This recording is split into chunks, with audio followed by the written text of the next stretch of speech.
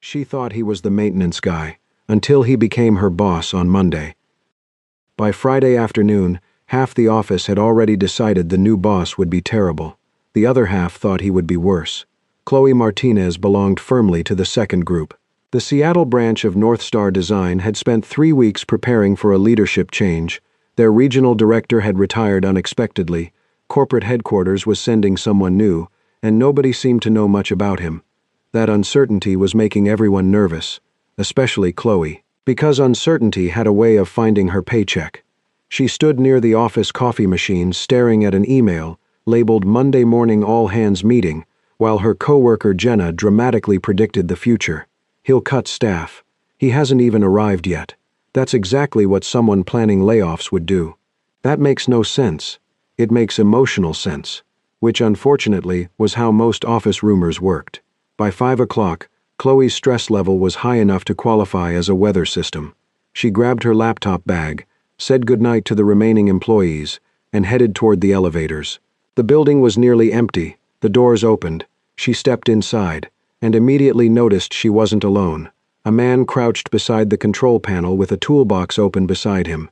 The elevator lights flickered once, then stabilized. "Sorry," he said. "Maintenance." Chloe nodded. That explained everything. Jeans, work boots, gray t-shirt, toolbox, definitely maintenance. The man looked about 30, tall, broad shoulders, dark hair that seemed permanently unwilling to cooperate. He smiled politely before returning to the exposed panel. Chloe pressed the lobby button. The elevator moved, then stopped, halfway between floors. The lights blinked, the elevator sighed dramatically, and everything went still. For 3 seconds nobody spoke. Then Chloe closed her eyes. "Perfect." The maintenance guy glanced up. "You okay?" "I work in corporate design. Being trapped in a metal box is actually less stressful than most meetings." His mouth twitched. The emergency light flickered on. "Should only take a few minutes," he said. Famous last words. He laughed softly. The sound was surprisingly warm. Not that Chloe paid attention to things like that. At least not intentionally. The maintenance guy returned to the control panel.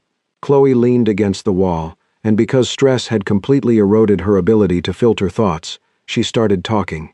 "At least if I die in here, I won't have to meet the new regional director." The man looked over his shoulder. "Bad feeling about him?" "Statistically? Yes. Absolutely." "Interesting." Chloe shrugged. Every time corporate sends someone new, they arrive with words like efficiency and restructuring. The maintenance guy nodded thoughtfully. "Those are dangerous words." "Exactly. Very suspicious vocabulary." "Thank you." He looked serious. "I've never trusted restructuring." Chloe pointed at him. "You get it." "I'm trying." The elevator remained stubbornly motionless, which gave Chloe more time to complain. A mistake. For everyone involved, especially her future self. I mean, nobody even knows what this guy looks like. The maintenance worker adjusted a wire. Maybe that's intentional. Maybe he's hiding. From what? Employees. Fair concern. Or maybe he's one of those executives who thinks eye contact is beneath him. The man bit the inside of his cheek. Hard. That's very specific. "I've worked in corporate America." "Right," she continued, and unfortunately gained momentum. The maintenance worker became the unwilling audience for 10 full minutes of workplace frustration. The budget cuts, the pointless meetings, the executives who used phrases like synergy optimization, the mysterious incoming director, the fact that nobody trusted headquarters, the fact that she definitely didn't trust headquarters. At one point she even said, "If the new guy starts talking about maximizing productivity, I'm hiding in a supply closet." The man laughed so suddenly he nearly dropped his screwdriver. "You've really thought this through." "Oh, I'm prepared." "You have a plan?" "I have several." The elevator finally jerked back to life. Slowly descending, the man stood, closing his toolbox. "Good." "What?" "The supply closet strategy." Chloe frowned. "Why?" "Because every workplace needs contingency planning." The elevator doors opened into the lobby. Freedom. Beautiful freedom. Chloe stepped out, then hesitated. "Thanks for fixing it." "Happy to help. You know, if the new boss turns out terrible, I may need a recommendation for a good hiding place." His smile widened. "I'll keep that in mind." Then they went separate ways. Chloe never even learned his name, which would become a problem approximately 62 hours later. Monday morning arrived with all the grace of a tax audit. The entire office gathered in the conference room. Coffee cups, nervous smiles, corporate anxiety. Chloe sat beside Jenna. "I don't feel well." "You're fine." "No, I have a feeling." "You always have a feeling. That's because life keeps proving me right." The room quieted. A representative from headquarters stepped onto the stage. Introductions began. Polite applause followed. Then came the final announcement. "Please join me in welcoming our new regional director." The doors opened. A man walked toward the front of the room, jeans replaced by a blazer. Toolbox gone. Hair slightly more organized, but unmistakably the same person. The maintenance guy. The elevator guy. The man who had listened to her complain about corporate leadership for 10 uninterrupted minutes. Chloe stopped breathing. Beside her, Jenna whispered, "Oh my God." On stage, the man took the microphone. His eyes found Chloe immediately. Of course they did. There were only so many people who had accused him of potential executive crimes before officially meeting him. A slow smile appeared. Not cruel, not triumphant, almost amused. "Good morning, everyone." The room fell silent. "My name is Noah Bennett." Pause. "I'm very excited to be here." Another pause. His gaze briefly returned to Chloe. "And I look forward to hearing your thoughts." Several people nodded politely. Chloe considered launching herself directly into the sun. It seemed like the most reasonable option available. For the first 20 minutes of Noah Bennett's introduction, Chloe heard almost nothing. She saw his mouth moving and slides changing behind him. She saw her coworkers nodding with the careful expressions of people trying to look open-minded while mentally updating their resumes. But all Chloe could hear was her own voice from Friday afternoon. "If the new guy starts talking about maximizing productivity, I'm hiding in a supply closet." She wanted to crawl under the conference table and become part of the carpet. Noah, unfortunately, looked completely calm. Worse than calm, amused, not openly, not enough for anyone else to notice. But Chloe noticed. Every time his eyes moved in her direction, her soul attempted to resign. By lunch, the entire office knew something had happened. They did not know what. That did not stop them from building theories. Jenna found Chloe in the break room staring into the refrigerator without seeing anything. "You look like someone deleted your future." Chloe closed the fridge. "I may have insulted our new boss." "How badly?" "Elevator badly. That was enough." By 2 o'clock, someone had started a betting pool. Not officially, of course. North Star Design had policies. Unofficially, the office wanted to know whether Chloe would be fired by Wednesday, Friday, or after one humiliating private meeting. Her sister Ava found out by 3:15 p.m. Chloe had made the mistake of texting her, "I accidentally complained about my new boss to my new boss before knowing he was my new boss." Ava, an emergency room nurse with absolutely no mercy, called immediately and laughed so hard she could barely breathe. For the rest of the afternoon, Chloe received supportive messages such as, "Do you want me to bring flowers to your career funeral?" And, "At least you made a strong first impression. Ask if the supply closet is hiring." Chloe considered blocking her. At 4 o'clock, an email arrived from Noah Bennett. Subject, "Quick chat." Chloe stared at it until the words blurred. Jenna leaned over the cubicle wall. "It was nice knowing you." Chloe grabbed her notebook, walked to Noah's temporary office, and knocked like a condemned woman with good posture. The office still looked unused. A laptop, 2 boxes, no framed motivational quotes, which Chloe considered a small mercy. Noah stood when she entered. He did not look angry. That somehow made it worse. He asked her to sit. Chloe sat on the edge of the chair, hands folded so tightly her knuckles ached. She expected a warning, a lecture, maybe a polite corporate version of revenge. Instead, Noah opened a notebook, a very familiar notebook. He had written things down. From the elevator, Chloe's stomach dropped. He had remembered almost everything. The wasted design review process. The delays caused by executives approving projects without talking to the teams doing the work. The broken coffee machine that had become, in her words, a morale hazard. The supply closet joke, especially the supply closet joke. He quoted it once, very mildly. Chloe nearly left her body. But then Noah did something she had not expected.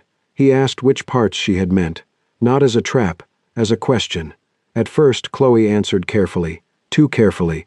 She used safe workplace phrases and polished language that meant almost nothing. Noah listened, then waited. The silence did what pressure could not. Eventually, Chloe stopped protecting herself. She explained that the branch was not failing because employees were lazy. It was failing because decisions came down too late. Feedback loops were broken, and designers were spending more time fixing avoidable problems than doing meaningful work. She told him junior employees were afraid to speak because the previous director rewarded agreement over honesty. She told him the office did not need another motivational speech. It needed someone to remove the obstacles everyone had learned to work around. Noah took notes, not like a man preparing ammunition, like someone who had actually come to learn. By the end of the meeting, Chloe was still terrified, but now she was also confused, because Noah had not punished her. He had listened. The next morning, he proved it. At the all-staff meeting, Noah introduced 3 immediate changes: shorter approval chains, rotating design input sessions before leadership decisions, anonymous issue submissions that would be reviewed weekly. Then he mentioned the coffee machine. The room stirred. Apparently nothing united employees like caffeine suffering. Noah said morale problems were rarely about coffee alone, but if people had complained about it for 8 months, and no one had fixed it, then the machine had become a symbol. A new one would arrive by Friday. Chloe stared at him. That phrase, the coffee machine as a symbol, had been hers. She had said it in the elevator. Half ranting, half joking, he had remembered, and used it, not to embarrass her but to change something. Across the conference room, Jenna slowly turned to Chloe with wide eyes. The betting pool died that afternoon, not because everyone stopped gossiping, because the office found a better subject. Their new boss might actually be paying attention, and Chloe, who had spent the weekend preparing for professional death, began to understand something far more dangerous. Noah Bennett had not forgotten a single careless thing she said, but somehow he had heard the truth inside it. Over the next few weeks, Chloe discovered something deeply inconvenient. Noah Bennett was difficult to dislike. She had spent an entire weekend preparing for professional disaster. Instead, she found herself working directly with him more often than anyone else on the design team. At first, she assumed it was punishment disguised as collaboration. Then she realized Noah treated everyone the same way. He asked questions. He listened. And most confusing of all, he actually changed things based on the answers. The office wasn't used to that. Years under the previous director had trained people to speak carefully. Feedback was something employees gave only when absolutely necessary, and even then they expected it to disappear into a corporate black hole. Noah seemed determined to reverse that culture. The strangest part was how little he acted like an executive. One morning, Chloe arrived early and found him carrying boxes of printer paper. Another day he helped the facilities team move furniture. Once he spent 20 minutes crawling under a conference table fixing loose cables before an important client presentation. People kept assuming he was helping temporarily. Then they realized he genuinely didn't care whether a task looked important. If it needed doing, he did it. That made everyone suspicious. Corporate America had damaged their trust. One Thursday morning, the office coffee machine finally died. Not dramatically, just quietly. After years of loyal service, it stopped producing coffee and surrendered to fate. The reaction was immediate. Designers wandered through the office looking emotionally compromised. Project managers stared into empty mugs like philosophers confronting mortality. Someone sent a company-wide email titled, "This is a difficult time for all of us." By 10 o'clock, a crowd had gathered around the machine. Noah appeared. Looked at the machine, looked at the crowd, then rolled up his sleeves. "Maintenance already called?" "Yes," someone answered. "They won't be here until tomorrow." Noah nodded, then crouched beside the machine. "What are you doing?" Chloe asked. "Fixing it." Several employees laughed, not because they were rude, because he was the regional director. Regional directors did not repair coffee machines. Regional directors created PowerPoint presentations about coffee machine efficiency. Noah ignored them. 30 minutes later, the machine worked. Nobody knew how. Nobody understood why. One employee actually applauded. By lunch, the story had spread through the entire building. The new boss apparently knew plumbing, electrical work, office management, budgeting, and espresso machine repair. Chloe eventually asked him about it. His answer surprised her. "I didn't start in management." "Really?" Noah laughed. "Not even close." Over the next several weeks, pieces of his history emerged naturally. He had worked warehouse shifts while attending community college, spent years loading trucks, worked as a maintenance technician, managed facilities teams, supervised operations, only later moved into leadership roles. Everything about him suddenly made more sense. He wasn't pretending to respect the people doing difficult jobs. He had been one of them. For Chloe, that changed something. She had grown up watching her father work long hours as an electrician. She knew what it felt like when people assumed skilled labor was somehow less valuable than office work. Noah never made that distinction. The janitor received the same respect as a senior manager. The intern received the same attention as department heads. He remembered names, birthdays, family situations. People noticed, and because people noticed, they started caring more too. One evening, Chloe stayed late working on a retail redesign proposal. Most of the office had gone home. Noah was still there, reviewing budgets, answering emails, doing the endless invisible work leadership required. At some point she looked up and found him replacing a broken light bulb in the hallway. She laughed. "You know there are people for that, right? Eventually, you are literally the regional director. The light doesn't know that." Chloe rolled her eyes, but she couldn't stop smiling. That was becoming a problem, because somewhere between the elevator disaster and the coffee machine repair, Noah had stopped being simply her boss. He had become someone she genuinely looked forward to seeing, someone whose approval mattered more than it should, someone who made difficult days easier. Meanwhile, Noah found himself increasingly distracted by Chloe, not because she agreed with him, quite the opposite. Most employees filtered their opinions around management. Chloe seemed physically incapable of doing so. If she thought an idea was bad, she said so. If she disagreed, he knew immediately. If something frustrated her, the entire room usually found out. At first, Noah found it amusing, then valuable, then unexpectedly refreshing. One afternoon during a project review meeting, a dozen people sat around a conference table, nodding politely through a presentation. Everyone appeared supportive. Chloe finally raised her hand, then proceeded to explain exactly why the proposed layout would fail. Not dramatically, just honestly. The room became quiet. Noah listened, asked questions, looked at the numbers, then agreed with her. Afterward, several co-workers thanked Chloe privately. Nobody had wanted to challenge the proposal. Everyone had been relieved when she did. As they left the meeting, Noah walked beside her. "You know most people try harder to impress their boss," Chloe groaned. "Please don't remind me about the elevator." "I wasn't. You were thinking about it." "I think about it at least twice a week." She covered her face. Noah laughed, and for a brief moment, neither of them noticed how naturally they were smiling at each other. What started as embarrassment had slowly become something else, something warmer, something neither of them was quite ready to name. But for the first time since Noah arrived, Chloe found herself forgetting he was her boss, and remembering he was a man she genuinely admired. The Johnson Miller Hotel proposal changed the rhythm of the office. It was the largest project North Star Design had touched in 2 years, a boutique hotel renovation with a tight deadline, nervous investors, and a client who changed opinions the way other people changed socks. For 3 weeks, Chloe and Noah worked late almost every night.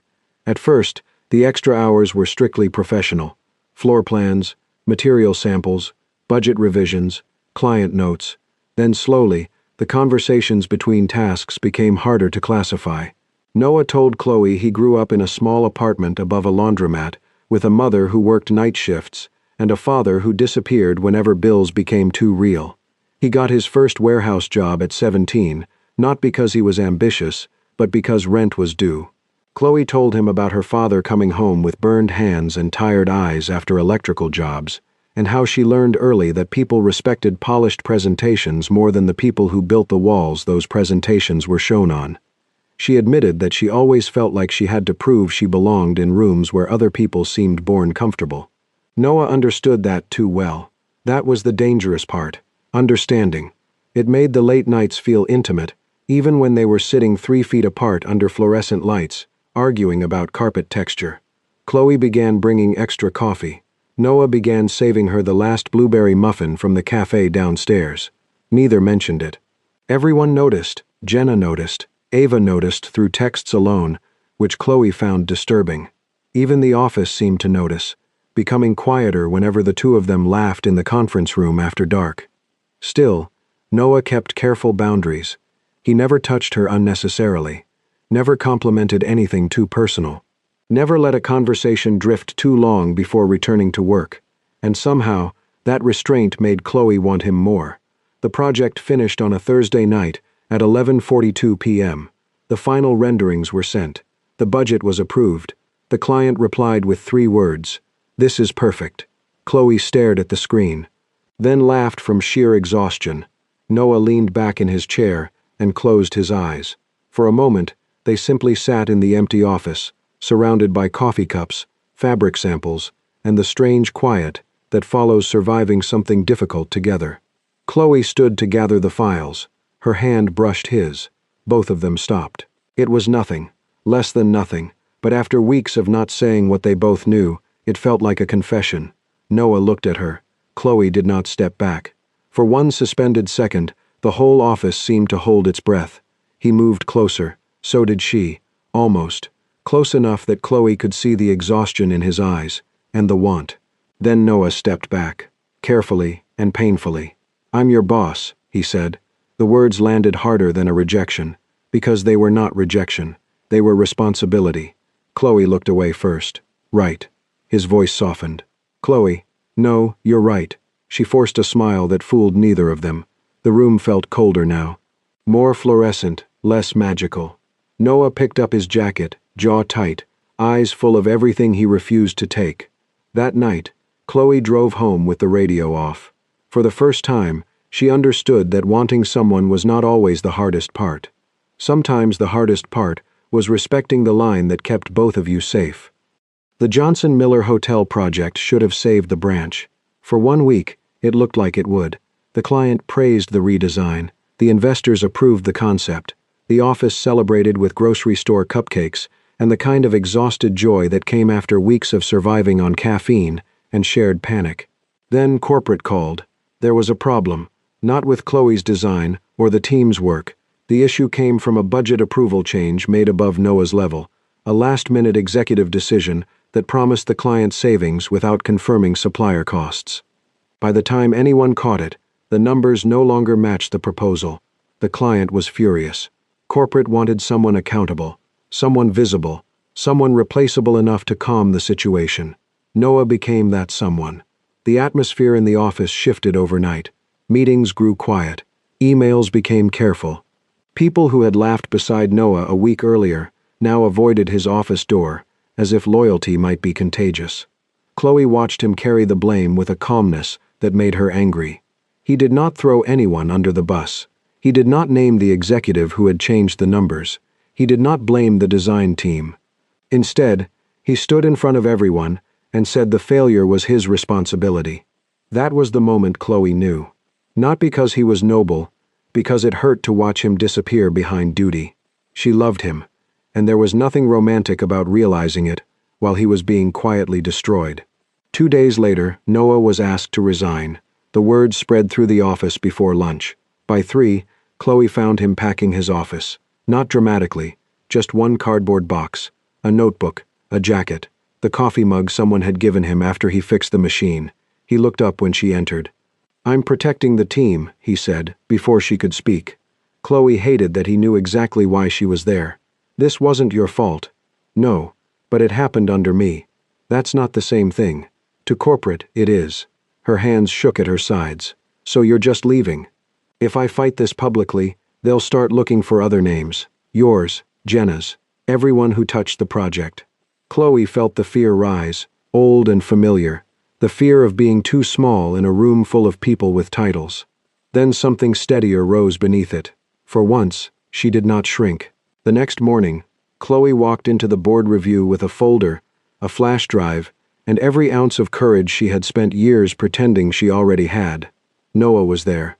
So were 3 executives from headquarters. He looked at her like he wanted to stop her. She didn't let him.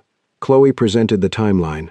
Emails, approval records, supplier quotes, the exact moment the budget changed. The names attached to those decisions. Just clear. For the first time in her career, she did not soften the truth to make powerful people comfortable. When one executive tried to interrupt, Chloe kept going. Her voice did not shake. Noah sat very still, By the end, the room had changed. Enough for corporate to realize firing Noah would not erase the facts. Enough for the branch to stop being the easy sacrifice. Outside the conference room, Noah caught up with her. "You shouldn't have done that." Chloe turned. "Yes," she said. "I should have." His expression broke slightly. "You could have risked your job." "So did you. That was different." "No, Noah, that's the point." It wasn't. For a moment, neither moved. Everything unsaid between them stood there too. The almost kiss. The line he had drawn. The truth she had defended.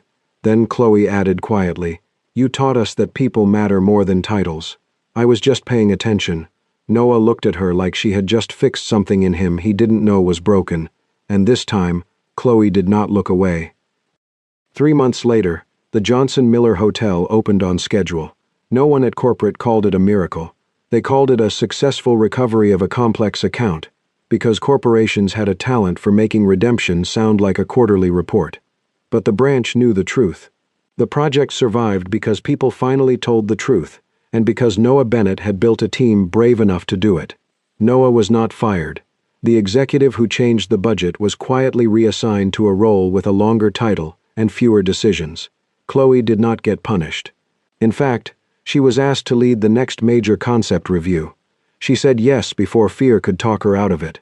Everything should have felt perfect. But nothing was simple. Noah was staying with North Star, just not in Seattle. Corporate offered him another branch across the state, one that needed rebuilding even more badly than theirs had. It was a promotion in every way except the one that mattered to Chloe. He would no longer be her boss. He would also no longer be nearby.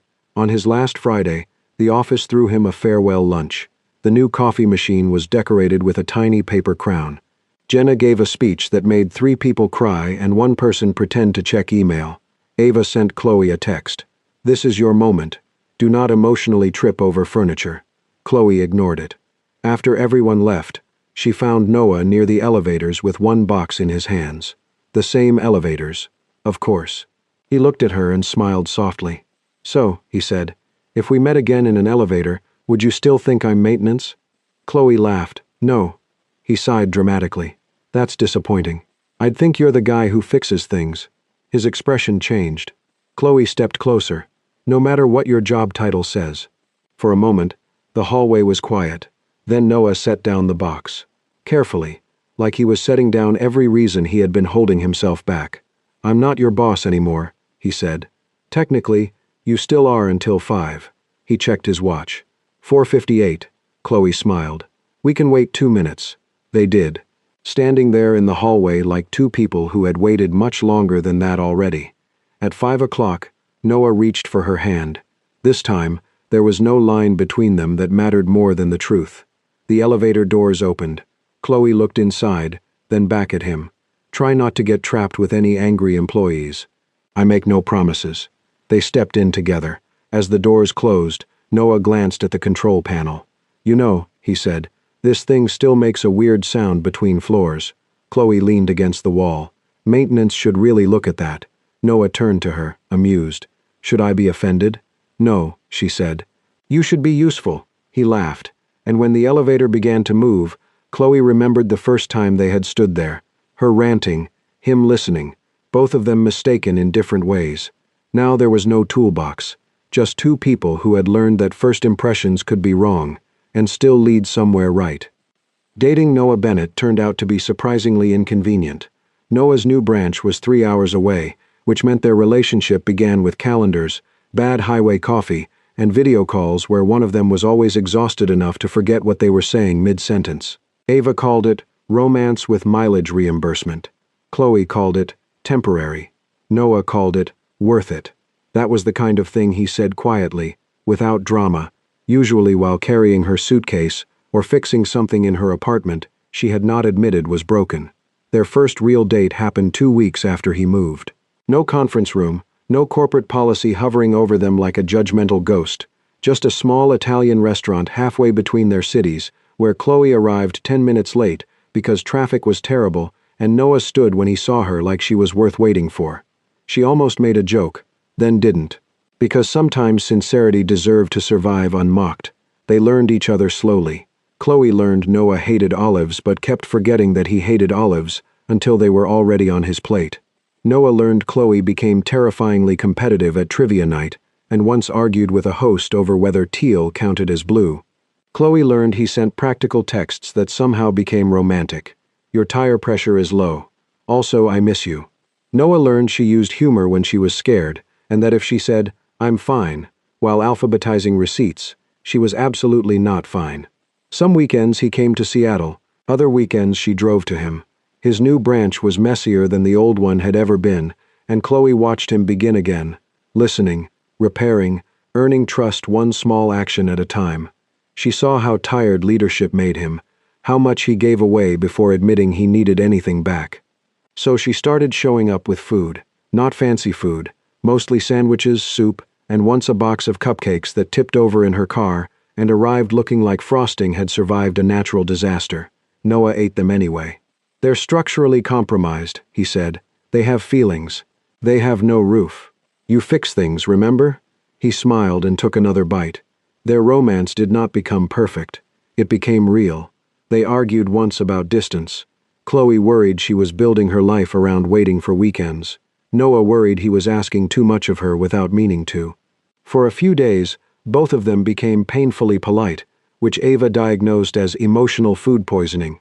Finally, Chloe drove to his branch on a rainy Thursday night and found him alone in the lobby, replacing a broken door handle because apparently job titles still meant nothing to him.